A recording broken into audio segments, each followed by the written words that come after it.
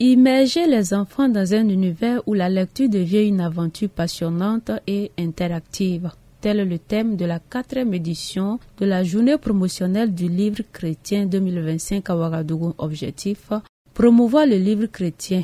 Au cœur de cette édition sont les enfants afin de préparer une pépinière de futurs écrivains.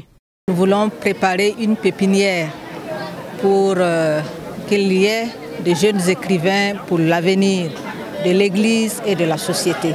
On remarque que les jeunes ne lisent pas, les jeunes ne veulent pas écrire, même l'écriture, c'est truffé de fautes, il n'y a pas de maîtrise de la langue. Et donc nous pensons qu'en les invitant, ils peuvent être stimulés, sensibilisés à chercher à mieux écrire et à chercher à lire. Les innovations étaient... La première, c'est le fait d'avoir inclus les adolescents. Ensuite, le fait de rendre hommage à certaines personnes et de décerner les trophées Gamaliel. Tout ça, ce sont des innovations parce qu'on ne les avait pas faites par le passé. Docteur Pasteur Hortense Karambiri, présidente de cette cérémonie de promotion du livre chrétien, salue la tenue d'une telle journée et encourage la promotrice à demeurer ferme dans sa vision. C'est vraiment une action de grâce pour nous de voir que les journées promotionnelles du livre chrétien continuent vraiment avec beaucoup d'innovation et surtout qu'en 2025, l'initiatrice de cette journée a engagé tout le corps de Christ dans cette initiative-là, ce qui fait une grande valeur ajoutée. Et donc nous devons rendre grâce à Dieu pour cela et aussi reconnaître les efforts vraiment de la promotrice de cette journée promotionnelle du livre chrétien. Parce qu'il fallait y croire dès le début, il fallait persévérer malgré les embûches, il fallait vraiment qu'elle démontre une conviction et qu'elle démontre aussi que cette initiative vient réellement de Dieu. Parce que c'est donner de la valeur à ce qui est dans la parole de Dieu.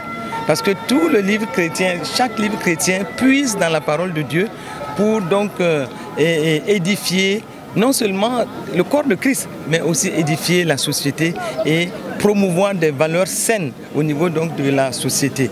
Donc que dire sinon que d'encourager la promotrice, mais aussi vraiment de reconnaître toutes les mains d'associations qui ont été faites à cette édition.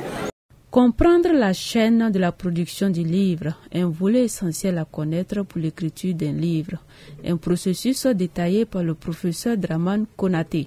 Parlant du livre, il y a bien sûr le genre qu'il faut prendre en compte, mais aussi il y a d'autres aspects, parce qu'un livre qui est produit, soit-il un livre religieux ou chrétien, il faut que ce livre-là réponde aux normes internationales.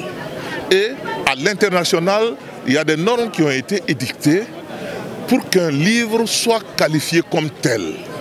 Donc, qu'est-ce qu'un livre? Naturellement, il faudrait des spécifications techniques. Il faudrait également que les dispositions légales soient mentionnées. De sorte à ce que le livre, non seulement puisse être commercialisé, puisse être lu et puisse sortir de son ressort territorial et se retrouver ailleurs. Donc nous encourageons notamment la jeunesse à lire parce que nous constatons que les nouvelles technologies prennent le pas sur le livre, sur la lecture, alors que, chose curieuse, les nations qui sont à la pointe de la technologie mondiale sont les nations où la jeunesse lit le plus. Un livre chrétien n'est pas seulement un assemblage de pages, c'est un outil silencieux mais puissant qui a le pouvoir d'enseigner la sainte doctrine et approfondir notre compréhension de la parole de Dieu, indique la promotrice. Ainsi, au cours de la journée promotionnelle du livre chrétien, plusieurs livres ont été présentés.